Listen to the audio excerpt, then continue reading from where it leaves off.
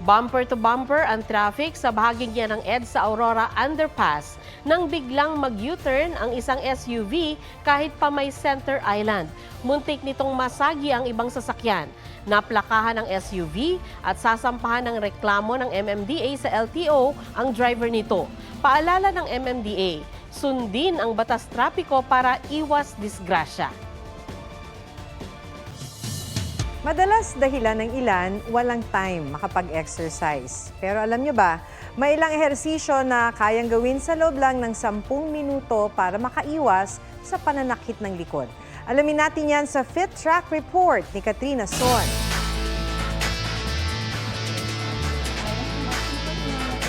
Halos buong araw nakaupo sa harap ng computer ang account specialist na si Algie Aguado. Nakakaramdam po ako ng pangangawit po ng batok tsaka ng likod. Kaya naglalaan na raw siya ng oras para mag-exercise kahit ilang minuto lang kada araw. Talagang tumatayo-tayo po ako, nire-relax ko po yung sarili ko para maibsan po yung sakit po ng batok tsaka likod. Pag-eehersisyo rin ang naging solusyon ni Jessie Ting sa pagsakit ng likuran at leeg dahil sa online classes.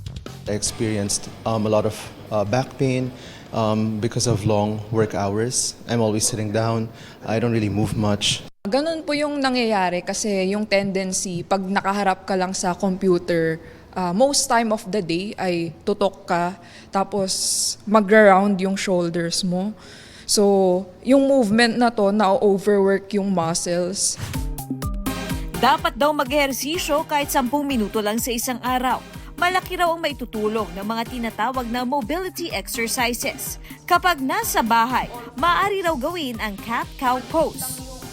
Arch your back up, up, then arch it down. Okay? Ito yung cat-cow.